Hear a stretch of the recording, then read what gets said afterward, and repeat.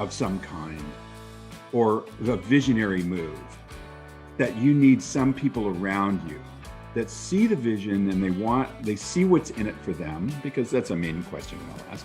And they're able to jump in, not out of fear, but out of the end result and how it relates to them. Mm-hmm. So does that make any sense as far as it's kind of, I know I'm all over the place, but No, that makes a lot of sense. That makes perfect sense. It's engaging the kids in the goal. And then they have some ownership in it as well. Because they've got something to win at the end of it. They've got a reward as well. I know I have a girlfriend actually had a similar conversation with her kids because they wanted to go on a cruise. The kids wanted to go on a cruise. And and they told mom that, hey, hi, everyone, and welcome to the show. You are on the Cheap Mama podcast with Brenda Killhofer, your host, and I'm your Cheap Mama. And today I have a really special guest with me. I got to meet Patrick many years ago when I was on my personal development journey. And Patrick actually was somebody who really helped me break through some of my limiting beliefs. In fact, the topic we're going to talk about today is one that's near and dear to my heart because of a conversation he and I had those many years ago. But I'm going to go ahead and let Patrick take it over and introduce himself. He has been in the personal development seminar coaching space for over 30 years, huh, Patrick? Oh yeah. I'd say 35 easily. Okay. Yeah. Well, go ahead and give the audience an introduction. Absolutely, Brenda. Thank you very much for inviting me on here. And I just, it's just so great to touch base with you again and to have a conversation. I was looking forward to our time together and to explore some really cool stuff about people being more satisfied, fulfilled, and successful in life. I love that topic, and I'm always working on it myself. For me, I'm the first person I experiment on with. I have just a real short bio. I have a master's degree in counseling psychology. I have a stint in my life I did a stint in a Fortune 100 company and worked my way up from cubicle to a person, with an executive assistant in an office. And I was doing training and development for that huge corporation. Then I learned a lot there. And then I went on to work all over the world as a consultant and in my own business, all the way from Indonesia to Norway, Japan to Australia to South America. I was recently in Peru and working with people. And I think one of the greatest privileges of my life has been this journey that I've been on with, 40,000 people in trainings all over the world and being a learner and a beginner. So what I share with people in my coaching, I'm doing individual coaching right now or small group coaching with some live trainings, but basically I'm working in over Zoom like this. And what I share with people is from my experience and what I have learned. And I have seen a lot of people be incredibly successful and change their whole experience of their life by changing the way that they view things and the way that they take action on things.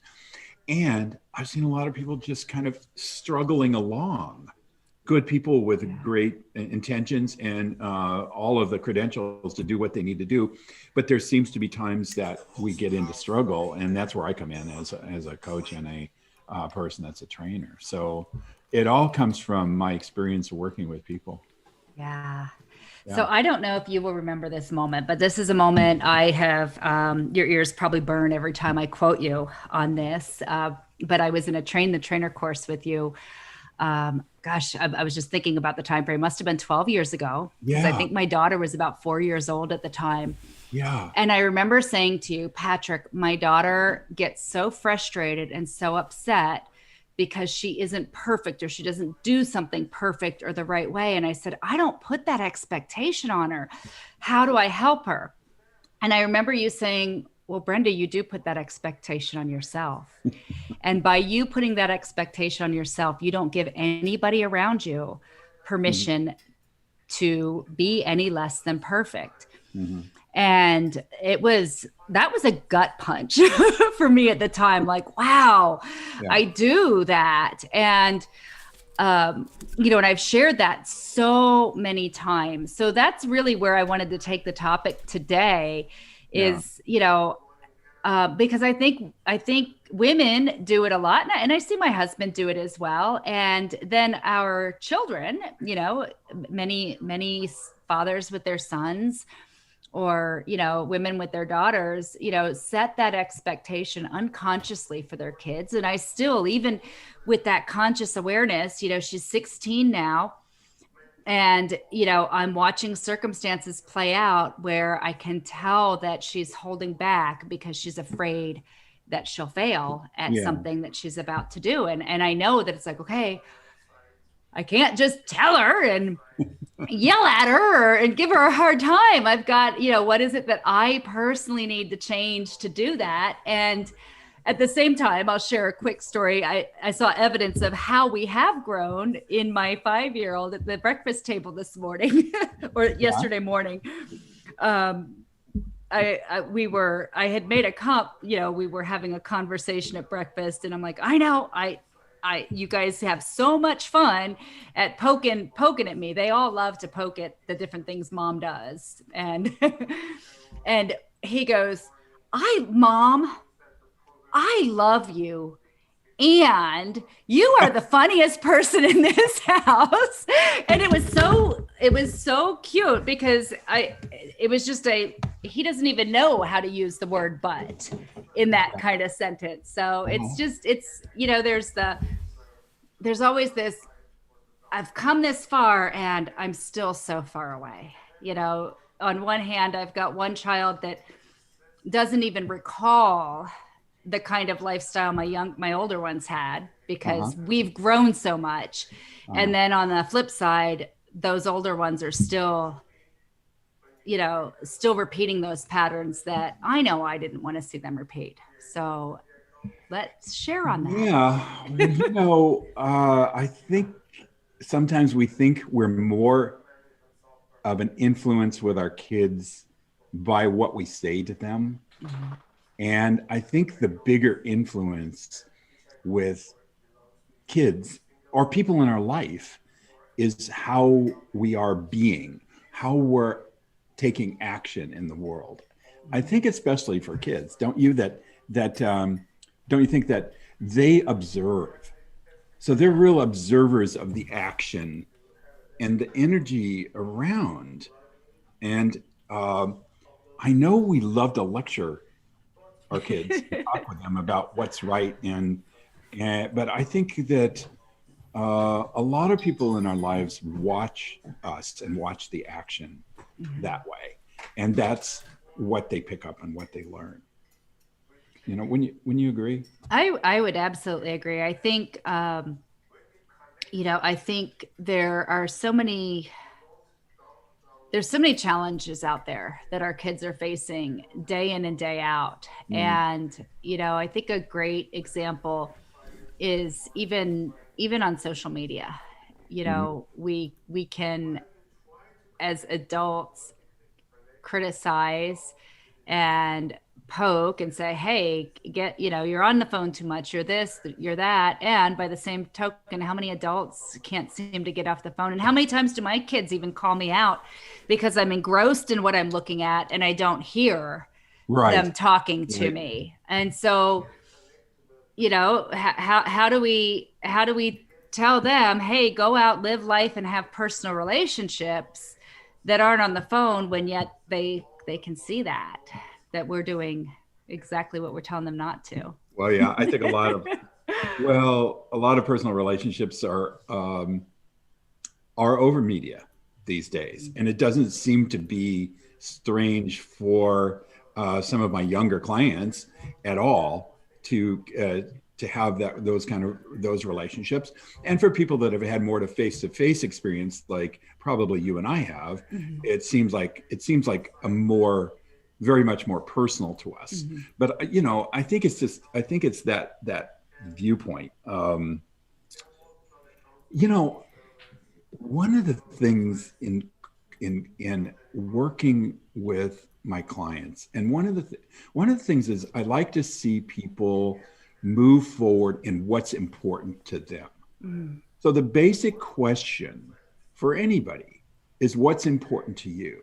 The beginning of any connection, I think, between all of us is being able to find out what the other person is up to. And that goes for our kids too. What's important to them? And knowing that and being able to go there and look and start the relationship in that place. So when I'm working with people, I'm really interested, super interested in what's important to them, not where I think they should be, or not where I think this would be good for them to be. But if you're working with me, I really want to know where you want to go, what you want to create.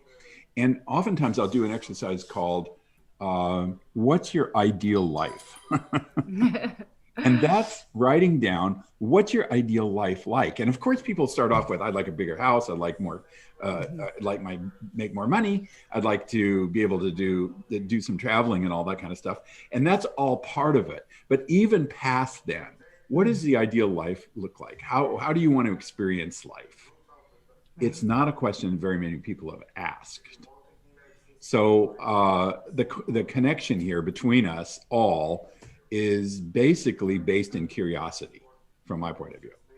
And if you're a curious person and you can develop curiosity within yourself, that's the beginning of great relationships. And so how would a mom with her daughter or dad with their son shift maybe a relationship that has been historically, let me tell you what I expect, let me tell you what you need to do, let me tell you how you need to behave, let me tell you, how does that parent begin to shift being curious and being interested and genuinely turn and shift that relationship? What do you recommend for what a great question. What a great question. And I don't know if you're gonna like the answer. I know you will, but a lot of people, the first part of understanding and connecting with your kids is to understand your own story. Everybody's got this story. And a lot of that story incorporates our experience with our mother and father. And our relationship is still alive within us. It doesn't matter how old you are. There's this what's called transference, which is we see parental experiences. Our kid comes out in us in different situations and different experiences, and it pushes our buttons. Now, if you're unconscious about all that, you're just going to experience it as anger or frustration or fear, or you're gonna do your controlling thing and come up against it and all kinds of stuff. But what happens is you're not in touch with what's driving you. You think you're reacting to your kids, but in reality, you're reacting to some experience you're generating. And I think kids know how to push our buttons for sure. They get clear how kids do a lot of manipulation and that kind of stuff. And they want domination and manipulation in certain ways. So they got to figure it out. You got the power and the money and the food. But they figure out how to work it out. But to have a great relationship, the first thing is you want to get a coach, or you want to get a mentor, you want to get somebody that can work with you so you can figure out your own story, right, and see the reaction to that. Once you can do that, then you can start, then you become more curious about other people's story. Now, does that, kind of Yeah. that's a long-winded answer to a bit, Yep. does that make sense? No, that makes perfect sense. Yeah, it was it kind of made me chuckle there because my husband, my oldest son, finally admitted to my husband that, oh yeah, he knew exactly what he had to do to take the attention off of himself and get the two of us fighting. And he goes, yep, I knew what to do. And I would just sit back and grab the popcorn and watch the show because he knew. He knew what it would take to shift the attention from him to it being a fight between the two of us. Yeah, that's amazing awareness from your kid. Yeah. Kids have a very intuitive and amazing awareness. Now, if you have a high level awareness, you can catch that in the process and go, hey, this is what's occurring. And then you start on this conversation called conversation based in truth, which is, this is my experience with you, and this is how I react to this. And then at least people know who you are then. And I think the difference in the way you were, the difference I hear you sharing is when you say, this is my experience, versus I think the default is typically, well, when you did this, you made me do this. But when instead, as you shared, okay, this was my experience when this happened, and this is how I feel about it. Now I get to take responsibility for both my own feelings and my versus playing that blame game and shoving that responsibility on the other person. Yeah, I have a exercise on my website. I'm redoing the website now, but the website's patrickdeancoaching.com. I have an exercise on there people can download for free it's called the Radical Honest Conversation. And it's written out and it gives you the questions. And what people have told me is that they have done this exercise with somebody important in their life. And that exercise alone has created an incredible breakthrough in intimacy and connection and realignment, because, relationship is a business, basically. For part of it is definitely, you've got to be aligned on how you're moving forward. You don't have to be aligned on the exact same things you're doing, but you want to be aligned at least in how to support each other. And what happens is even the greatest couples don't talk to each other, don't reignite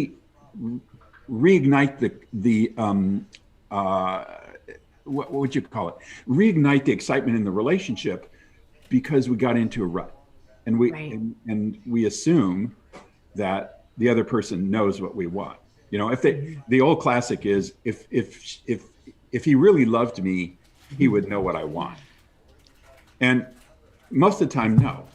You have to tell people your experience and what you want, and I think that goes for your kids too. And be aware enough to draw your own barriers and stuff like that. Right. Well, and I think that's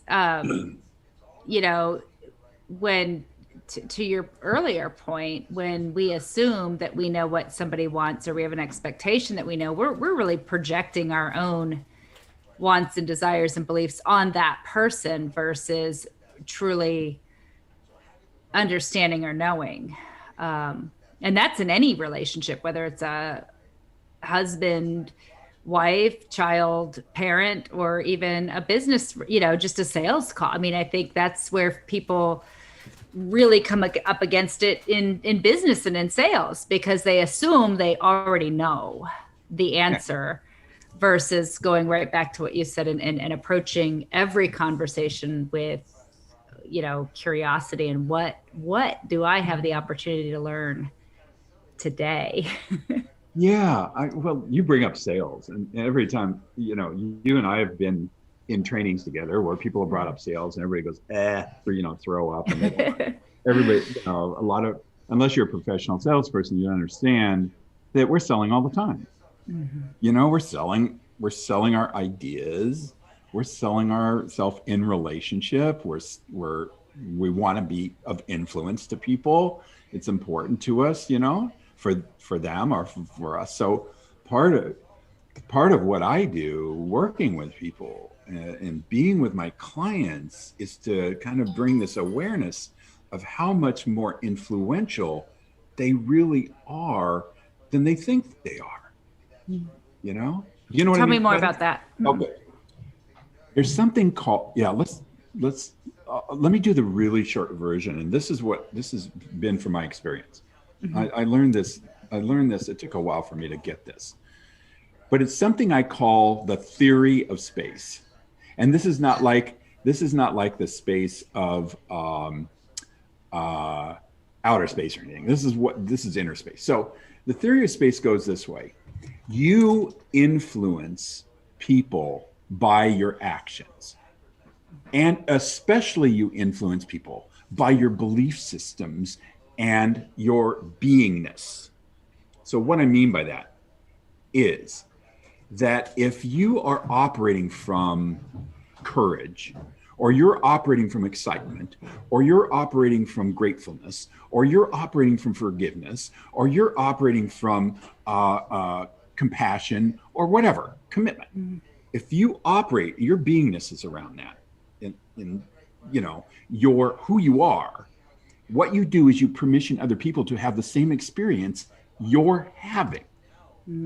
Now, the proof of that is for all of us, people that are watching us and engaged in this. You can ask yourself, if you get up cranky and upset in the morning and you're angry and just kind of, you don't know why, but you are, or you have little reasons or something, what kind of day do you generate? And what kind of people do you bring around you?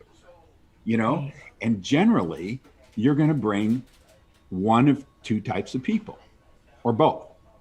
And you're going to bring the people that agree with you that it's a crappy day. And you can get in agreement with all those people. You have your group of people, how crappy the day is, and you're all going to talk about that or be in that. Or you're going to have people that don't want to have anything to do with that energy. You know what I mean? So, and they will kind of separate themselves from their being with you. Right. So you've got who you are creates experience. And that's what you've got to be aware of, that you're very influential. Right. And your attitude and your commitment level is all very influential, even though you don't see it. This is one of the power of, the power of working with a client and your work with people is you begin to see and experience your own influence. Right.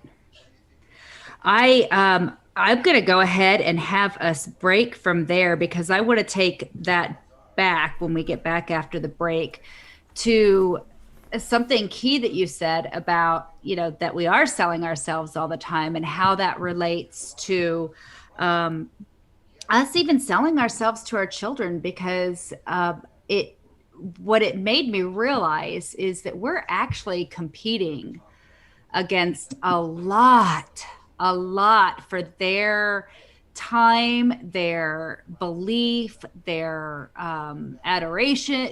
We're in this day and age, there are a lot of things that are intentionally competing and literally trying to take that away from the home front and place it in other areas. So I want to visit that when we get back after the break. And right now I'm going to take us onto a break from our sponsor. Yeah, I'm going to... Hey, my people.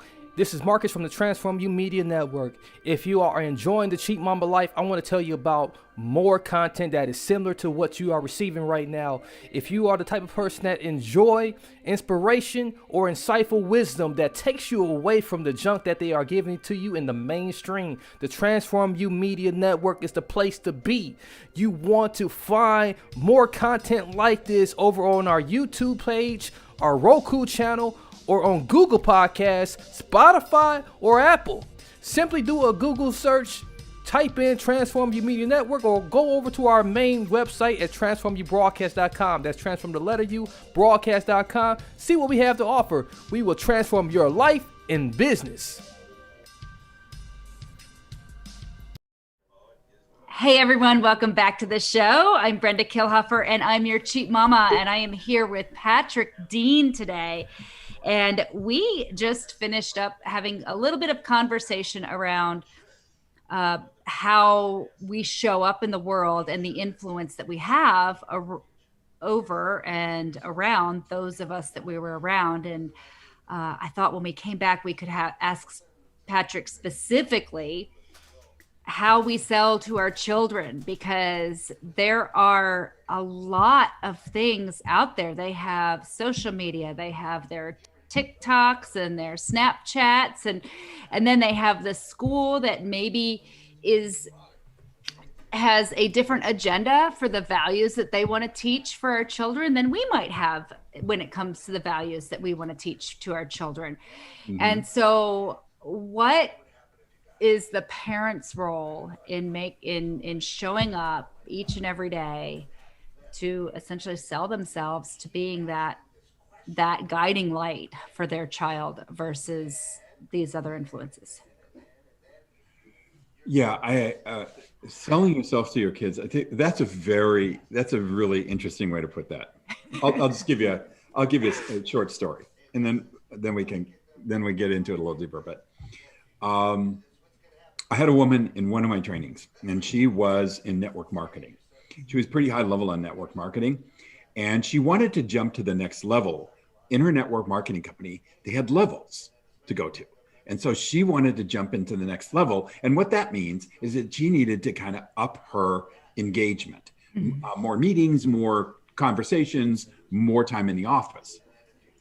And the problem was her kids were kind of missing her because she was doing so much work. She jumped in on this, and the kid said, we want to spend more time with you. So what she did was very interesting. After she took the training, she goes, okay, I'm more aware now that I can understand this a little better. I'm more curious. I'm in the connection here. So here's what I'll do. So she got her kids together and she said, hey, I'm going to be doing a lot of work. I'm going to be out in the evenings more than I have been. And I'm going to be doing a lot more work on the telephone in the office and stuff. And she says, I'm going for a higher level in my business. So that means I've got to get engaged with a lot more people. So that's going to be less time. However, if I can reach that level, I will do this for you guys. I will take you all to Disneyland for 3 days, and we will spend that time at Disneyland. And but that's only if I reach that level. So you guys are going to have to roll with what's going on for a little while, so I can get the work done. Awesome. Now, what happened was, in about a week, she hears a knock at the door, and her 8-year-old son or something comes in and goes, "Hey, Mom, are you working? Just wanted to check to make sure you were doing okay and that you were making the calls you needed to make and that you were getting the results you wanted," or whatever, however you want to put that. But anyway, he was checking in, because now he had something at stake in the whole experience. Right. So I think selling something to your kids is, you can do the carrot or the stick. And the carrot part is finding out what's important to them and playing off of that to sell the behavior, to sell the idea, right, and to kind of figure it out. And, you can always work with fear and intimidation as a marketing technique. But the problem with fear is it's a short-term motivator. Right. It's fine if you need to use it. You don't want your kids running out in front of a truck, but fear is a short-term motivator, and the problem is you get yourself worn out because you're trying to create this experience of uneasiness if they do something. Now, this applies to corporate training, to working. A lot of companies operate with fear as their basic motivator. If I don't do what I'm told, I get fired. Yeah. And that seems to work in a lot of environments, okay, but it doesn't ever work very well when you're asking people to do more and to jump into a commitment of some kind or the visionary move, that you need some people around you that see the vision and they see what's in it for them, because that's a main question we all ask. And they're able to jump in, not out of fear, but out of the end result and how it relates to them. So does that make any sense? As far as it's kind of, I know I'm all over the place, but No, that makes a lot of sense. That makes perfect sense. It's engaging the kids in the goal, and then they have some ownership in it as well. To us, because they've got something to win at the end of it. They've got a reward as well. I know I have a girlfriend actually had a similar conversation with her kids because they wanted to go on a cruise. The kids wanted to go on a cruise. And and they told mom that, hey, well, let's get it scheduled for November. And because mom is in the field in this kind of work and and the kids know this, and she's been teaching them, from the very, from the time they were young. Her mom says, well, that's not something that we can afford to do in November or December. That's not in the budget. And the daughter actually piped back and says, well, but mom, aren't you going for this goal? And she's like, yes. And she goes, well, you're going to achieve the goal, right? So you'll be able to afford it by then, right, mom? And her mom was like, oh, wow. So, there you go. But that's a result of her for years bringing the kids and teaching the kids how to set those goals, how to set up a reward, and how to go after it, and being that example of going after it. Now, did she hit every single one? No. And when she didn't get a reward. So using that, so that makes a whole heck of a lot of sense. Now, how about with, with all of the different things that are, maybe it's not about getting a goal, or maybe it's not, I just remember years ago doing some research on a particular organization that wanted, that they wanted the attention of teens. They wanted the attention of young teens. And they actually did everything they could, that organization, to make mom and dad look like old fuddy-duddies who didn't understand them. And I think there are a lot of businesses, companies, bad people out in the world that's their whole, let's just to take from the media right now, there's a lot of trafficking. There's a huge risk to our kids online with trafficking and things like that. And these sex traffickers, are using, these online relationships with kids to have a greater influence over children than their parents do. So how do parents make sure that when those things creep up, in the fall, that they have that relationship with their teen or their child that they're still going to question? What kinds of things can parents do to make sure that, they're trying to sell this, but I know better. That's not this story about my parents, but yet I know better. Yeah. What's a parent's first job in the home to make sure that that's? Well, I think you're talking about being influential. Mm-hmm. And if there's one thing that I've found, and this has to do with social media too. Mm-hmm. To be influential, you've got to be really honest. I don't know any other way to really connect. I think lecturing people, I used to, I have my son, Zachary. Mm-hmm. I got him, he went to university, and he kind of went to the university as something that I said, well, this is really important because I come from a generation that says education, when education is super important, or that formal kind of education anyway, was super important and stuff. And so he went, and then the senior year, he quit, and he's told me, I said, oh my God, we put all this money and time in on this. What are you doing here? Do the dad thing. And he said, I've learned what I need to learn in the area that I want to work in. Mm. And he went on to be a successful app developer and a techie guy. Mm-hmm. But he had learned but I had a completely different expectation of how he should be. And most conflicts in relationship are laying that expectation about how other people should be on them, and then making them wrong for not being that.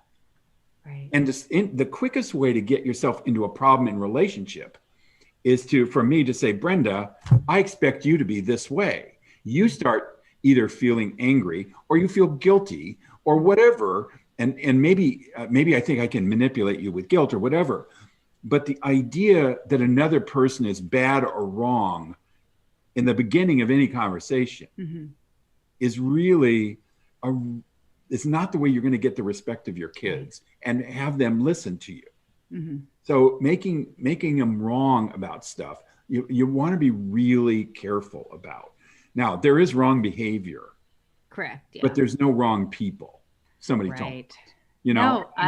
That sounds naive, but I think there's some truth to that at a certain level. I've seen there's a lot of behavior I think is crazy and self-destructive and hurts other people and all that. But if I'm going to work with people, I can't come from the place that they're bad people at the core. Right.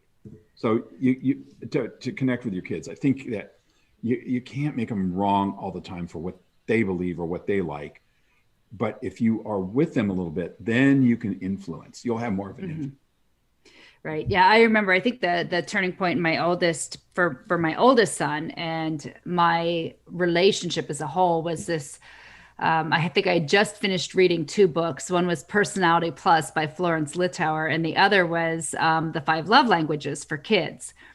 And through those 2 books, I realized that he really was somebody who needed affirmation. He needed love. That was his need. And we were right in the middle of he had done something pretty not acceptable behavior as a teenager. And I remember walking into his room, and at first it was going to be the, normal mode of operation, just the lecture and the yelling, the anger. And then I stopped and I thought, you know what? It's not what he needs. And I said, look, bud, I love you. And it doesn't matter what you do. I will still love you. If you feel right now the need to test that, then okay, test it.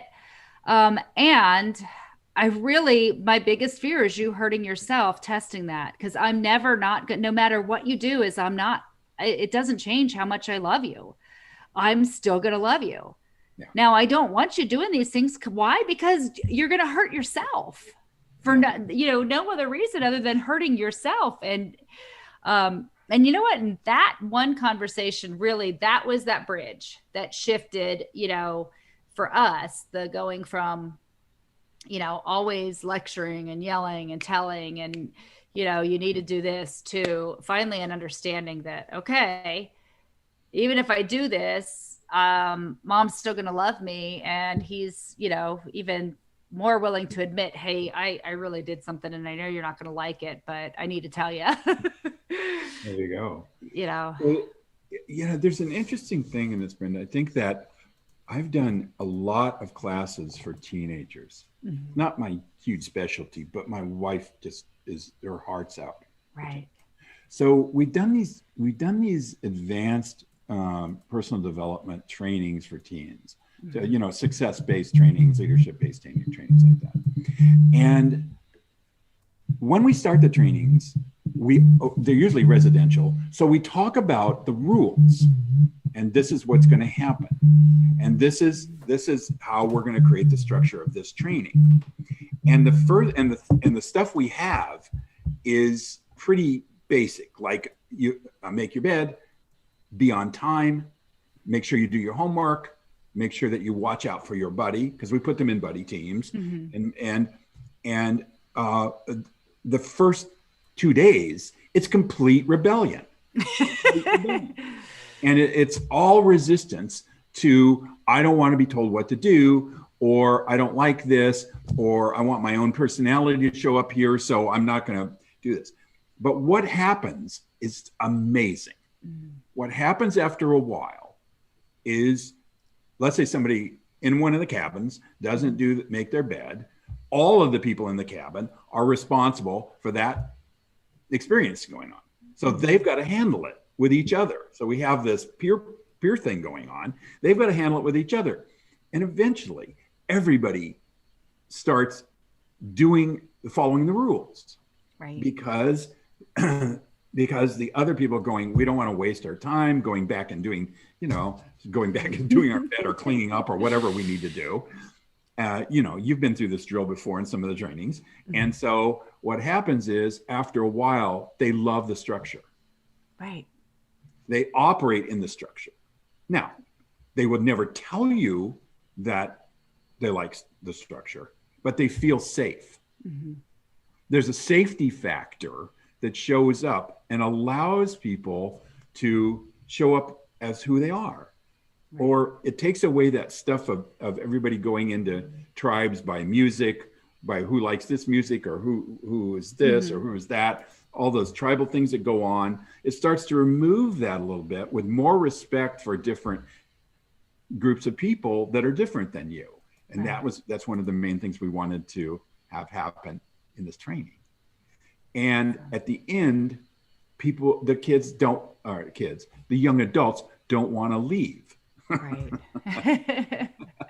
Because they've created for themselves a safe place where honesty and openness are part of the context. Exactly. And that's not something you're creating this, and you're going to have nothing but rebellion for a lot of times. But there's underneath it all, if you have a good spirit about it, what's going to happen is they're going to appreciate that, and, come back to you maybe, and you'll get your reward right away for that one. Not always. And you know what? I think because of this information for us, we're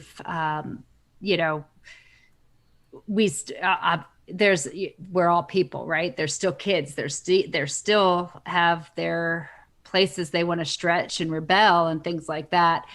And by the same token, what I'm experiencing with my teens now is a whole different world than what I experienced with my first teen. And as I said, my little 5-year-old already doesn't use the word but. We had this whole conversation, and I'm like, Jeremiah, I'm so proud of you for not saying but. And he didn't even understand. I said, well, and Rodney goes, well, yeah, I still say but. I said, and so we actually had this conversation, like why when some, I love you, but just kind of negates the I love you part. Yeah. Well, and it was that we can have a whole different topic of how language shapes our actual experience. We think it's we think it's the other way around, that all these experiences outside, but a lot of language but and maybe and try and all that kind of stuff generates experiences. And part of the work I do is taking a look at how we can re-language our experience so we're getting more of what we want in our life and making a bigger contribution to other people. Wow, that sounds like a great topic for another time we can get together again. Sure. Well, gosh, I super appreciate you spending time with me today and sharing your experience. I know you have tons of clients out there that are benefiting from you. How does somebody get in touch with you if they want to learn more and want to explore coaching? Thank you. It's really, really simple to get a hold of me. It's patrickdeancoaching.com. And you can go to that website. As I say, we're rebuilding it now, but go to that website, and there's a place in there where I offer a conversation with people. And before I take on anybody as a coach, as I coach people or mentor people, I have a conversation, and the conversation is what's important to you. And then, so I'm willing to have that conversation with anybody that's listening to this podcast. And here's one of the things that, Brenda, that I think is very pervasive right now in our world, is people not reaching out for help. Yes.